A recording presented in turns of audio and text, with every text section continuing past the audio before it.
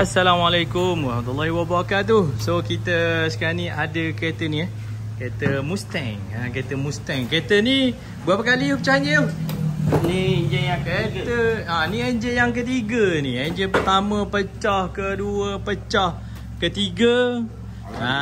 Alhamdulillah diberi amanah. Jen tuner dari Mak Saleh. Dari negara mana? Where you come from you? Mana Where you come from? Jerman ke mana? Jerman.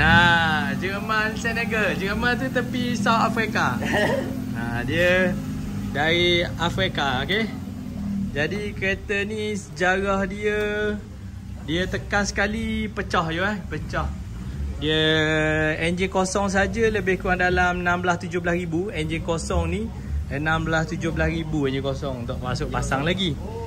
Jadi nak pakai kereta ni poket kena tebal lah. Poket kena tebal yang ini bukan 5. Ni cc berapa Yohan? Ni cc berapa? 2.3 EcoBoost. Ni 2.3 EcoBoost.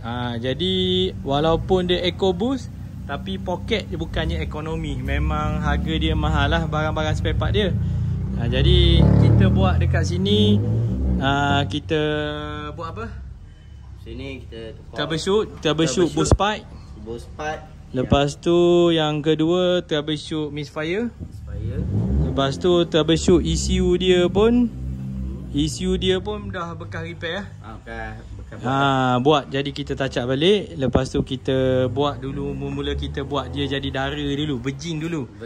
Kita virgin standard dulu. Bila tak ada masalah apa semua. Sebab kita buat pun dalam masa tempoh berapa? 2 minggu kan? Lebih kurang 2 minggu. Kita buat pun 2 minggu lebih untuk kita nak troubleshoot. Bukannya senang sebab asal memang dah mari. Orang kata dah kucalana dah. Datang dengan bermasalah. Jadi bila kita nak troubleshoot memang agak penat sikit lah, pedih sikit lah. Jadi so far alhamdulillah boost pun kita dapat stable. Lepas tu tuning pun okey. Dan hari ni hari yang ditunggu-tunggu untuk kita apa?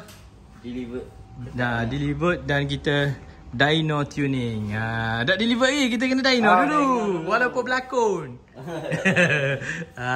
Okey, so boleh kita dyno dulu dan kita tengok hasil dia. Okey.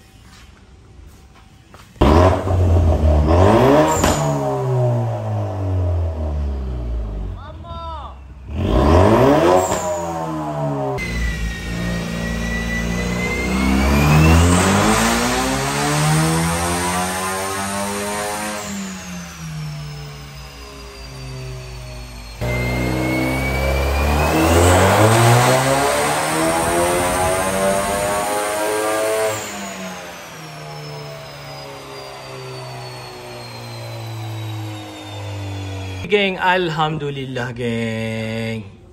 Horsepower 342, top 342 537. Okey.